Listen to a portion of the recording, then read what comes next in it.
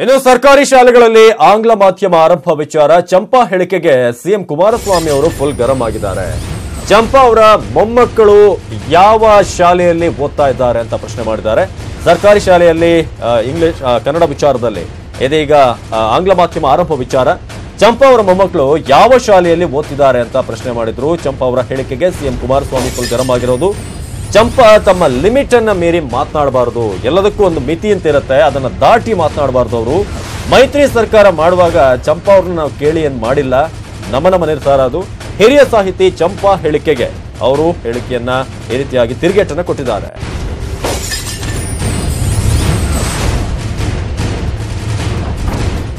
ಹಾಗಾದ್ರೆ ಚಂಪಾ ಈ ವಿಚಾರವಾಗಿ ಹೇಳಿದ್ದೇನು, ಅದಕ್ಕೆ ಕುಮಾರಸ್ವಾಮಿ ಅವರ ರಿಯಾಕ್ಷನ್ ಹೇಗಿತ್ತು ಬನ್ನಿ ನೋಡಿ. ಕನ್ನಡ ನಾಡಿನೊಳಗೆ ಕನ್ನಡ ಭಾಷೆ ಅನಿವಾರ್ಯವಾದಂಥ ಸಹಜವಾದಂಥ ಮಾಧ್ಯಮ ಆಗಬೇಕು ಅನ್ನೋ ಅವರ ಕನಸಿನ ಬಗ್ಗೆ ನಾನು ಪ್ರಸ್ತಾಪ ಮಾಡಿದೆ. ಆದರೆ ಇವತ್ತು ಯಾವ ಒಂದು ಸಮಸ್ಯೆಯನ್ನು ಪರಸ್ಪರ ಮಾತುಕತೆಯ ಮೂಲಕ, ಸಮಾಲೋಚನೆಯ ಮೂಲಕ, ಅನುಸಂಧಾನದ ಮೂಲಕ, ಶಿಕ್ಷಣ ತಜ್ಞರ ಕೂಡ ವಿವೇಕದಿಂದ ಕೂಡಿದಂಥ ಚರ್ಚೆಯ ಮೂಲಕ ಬಗೆಹರಿಸಿಕೊಳ್ಳಬೇಕಾಗಿತ್ತು.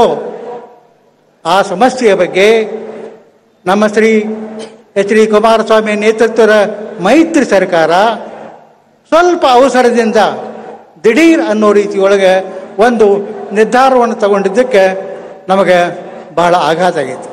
ನಾನು ಸಭೆ ಕರೀತಕ್ಕಂಥದ್ದು ಆಂಗ್ಲ ಮಾಧ್ಯಮದ ಬಗ್ಗೆ ಪ್ರೆಷರ್ ಆಗ್ತಕ್ಕಂಥವ್ರನ್ನ ಮಾತ್ರ ಕರಿತೀನಿ, ಬೇರೆಯವ್ರನ್ನ ಕರೆಯಲ್ಲ ಅಂತ ಯಾರು ಒಪ್ಪಿಸಿದಾರೆ ಅವ್ರನ್ನೇ ಕೇಳಿ. ಈಗ ನಾನು ನಿನ್ನೆ ಇನ್ನೊಂದು ನಾನು ಓಪನ್ ಇದ್ದೇನೆ ಅಂತ ಹೇಳಿದ್ನಲ್ಲ, ಈ ರಾಜ್ಯದಲ್ಲಿ ಇರ್ತಕ್ಕಂಥ ಎಲ್ಲ ಖಾಸಗಿ ಶಾಲೆಗಳನ್ನ ಮುಚ್ಚಬೋಣ. ಇಂಗ್ಲೀಷ್ ಶಾಲೆಗಳಿದೆಯಲ್ಲ, ಅದಕ್ಕೆ ಕನ್ನಡ ಸಾಹಿತ್ಯ ಪರಿಷತ್ನಲ್ಲಿ ಟರಾವ್ ಮಾಡಿ ಅಂತ ಹೇಳಿದ್ನಲ್ಲ. ಅಲ್ಲ, ಪ್ರಾಕ್ಟಿಕಲೋ ಇಂಪ್ರಾಕ್ಟಿಕಲೋ ಅವ್ರನ್ನ ಕೇಳಿ, ನನ್ನ ಕೇಳಿದ್ರೇನೆ ಹೇಳಿದೆ.